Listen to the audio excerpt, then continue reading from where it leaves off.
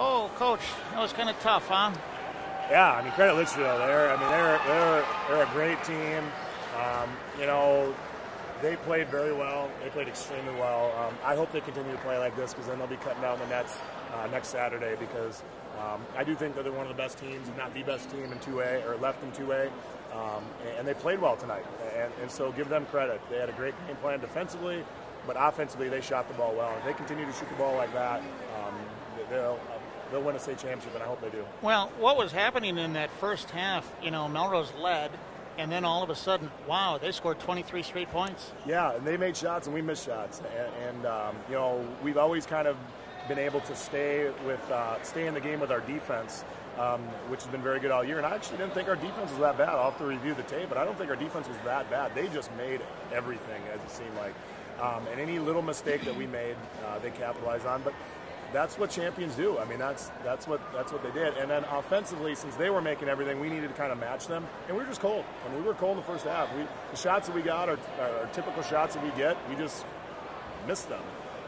And so when they're hitting and we're not, it kind of was a perfect storm. It kind of just was a perfect storm of that was the only way that they could get out to such a big lead is if they make so many shots and then we were really quiet. And so we needed it to be about a 14-point game or 13-point game at half. I think it was 17 or 18. 18 is that what it was. I mean, it's a long deficit to come back from against a good team like Litchfield. So that was probably where the turning point was. If we could have just the last 3-4 minutes of the first half or somehow found a way to make it about a 13-point game, then we'd feel all right. Because we knew we were going to start making shots, and we knew we were going to score more. But it's tough to come back against a team like Litchfield down that much. Do you think had you had more time, I mean, you chipped away, it seemed like a point at a time, but it took like 2 or 3 possessions to nip at it 1 point at a time. Yeah, yeah, it'd be nice to extend the game, but they're so tough to trap, and they're so tough to the ball. I thought our guys did a great job of causing them some fits, and I don't think that – I think it was appropriate time to put them in because you just – sooner or later they're going to break it and get layups. So we had our chances. We had our chances to come back. We had our chances to make shots, and we didn't make them. But you have to credit Litchfield. They made the plays, and they're very good. And honestly, if they played our schedule this year, they probably have the same record as us. I mean, they play in a much tougher conference than we do, and they were preseason #1 for a reason. And I would assume they'll probably get one of those top 4 seeds in the state tournament. They should.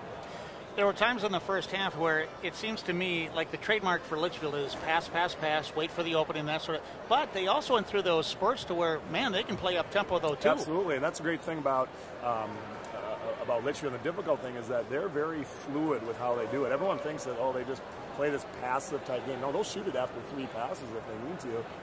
They just look for the open shot, and they don't dribble too much, and that's why it just wears teams down. And that, you know, John is, if not the best coach in the state, he's right up there in the discussion. And so it puts a lot of pressure on us defensively. And too, when you get down, you use a lot of energy, you know, and defensively too. I could see even at the start, I always go back to the start of the game, and it sets the whole tone. Scotty Stone trying to guard Whitchurch, and man, they were knocking him around. Or they set picks, don't they? Yeah, absolutely, they do, and so and they do that for everybody, and that's challenging. It's challenging. They wear you down. Then they play very good defense, and that's kind of their MO, and they did it extremely well tonight. But yeah, it is difficult, and so sometimes you get frustrated because Zach Whitchurch is open, but it's the other guys on Litchfield that made the play. You know, they set the screen, and of course Zach Whitchurch is great at reading those screens. But they're a wonderful team.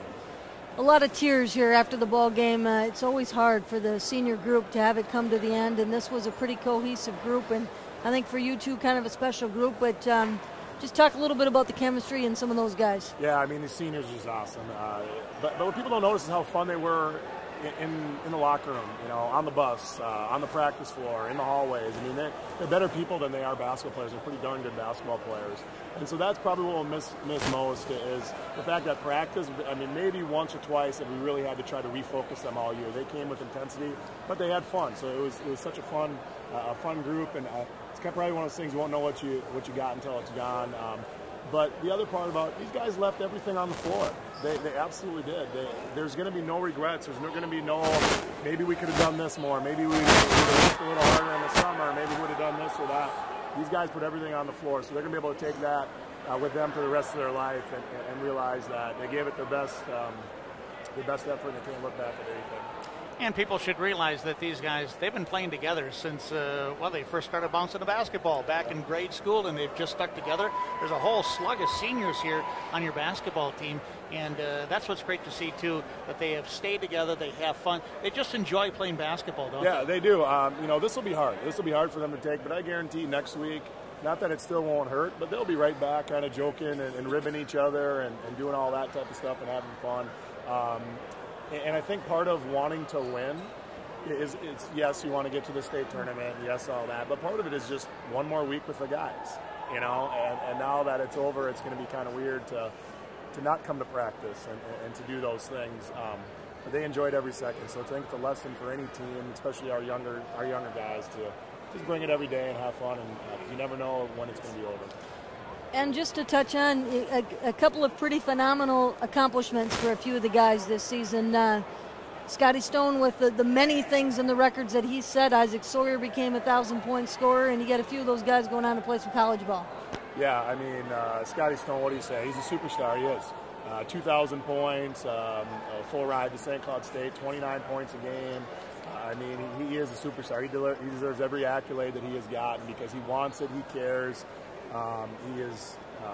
He's going to go down as one of the greatest players in Melrose history. I mean, it's after Oberding, he's got to be right up there.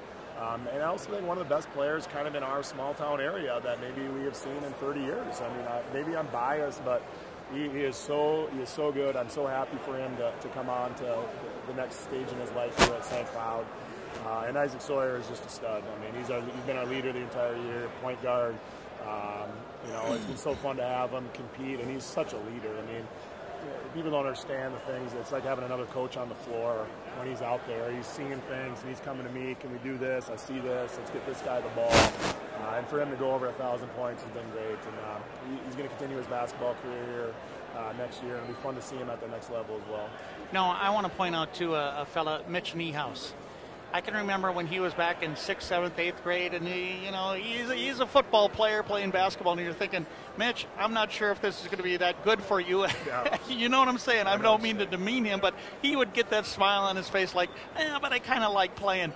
And now, through the course of the time, here he is starting on the team that is rated #1 in the state. I think that is just so good for Mitch Niehaus. Yeah, absolutely. He's been great. He's such a great kid, too. I mean, he's a 3.9 plus student, and he's an excellent guy. And I remember in 9th grade, he didn't know if he was going to play basketball or wrestling. And so we were waiting for the preseason meeting. Is he going to show up or not? And I didn't know, and I let him make his decision. And he came to the meeting, and I was like, "Oh, it's great. How did you decide?" He's like, "I flipped a coin." So you literally flipped a coin. What you're going to do for the next 4 years? He said, "Yep, I just flipped a coin because I liked it both." But he basically wrestles on the basketball court most of the time anyway. So, but I knew that was one omen that we were probably going to be pretty special. Was when that flip of the coin got it. That was one of the many things that led us to being how great we were. And you've got some other guys. Ryan Elfring, always just solid with his double digits, and he plays defense against the best player.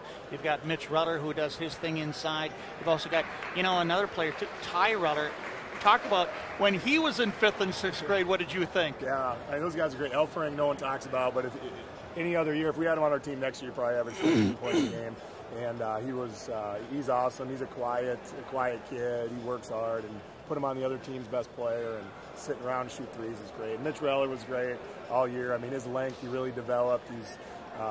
It's nice to have a guy 6'5" in there, and he never forced shots, and he was great. And yeah, Ty Reller really came on halfway through the year. He grew a couple inches, and coming from 5th grade, he didn't know what to expect out of Ty, and he really has come along and done great. And so it's been fun to see him.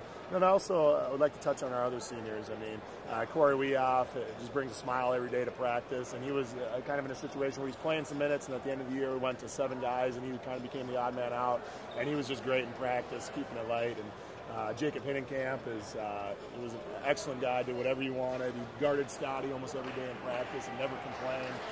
He was fun. And Tyler Everman had to tape his ankle every day for the last 2 years, and maybe got 3 words out of him in 2 years when we were taping his ankle. But he cares and loves it just as much as anybody else. I think we got all the seniors. I think there's 9 of them there. So yeah. Did you? Okay. Yeah. And so they're a wonderful group, and like I said, it's fun for them to be together, and I guarantee that they'll be right back at it. next week having fun with each other, playing video games and talking smack and do what kids do.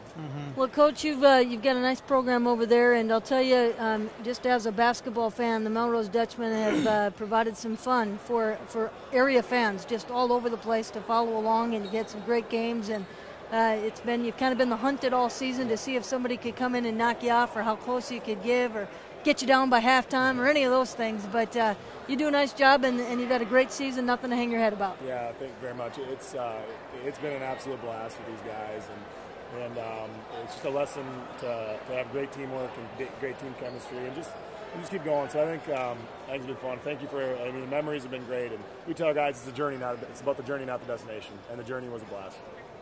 Thanks, Coach. All right, thanks, guys. All right, that's Ryan Dusha, the Melrose boys basketball coach. And again, Litchfield did win tonight, 73-59 over Melrose.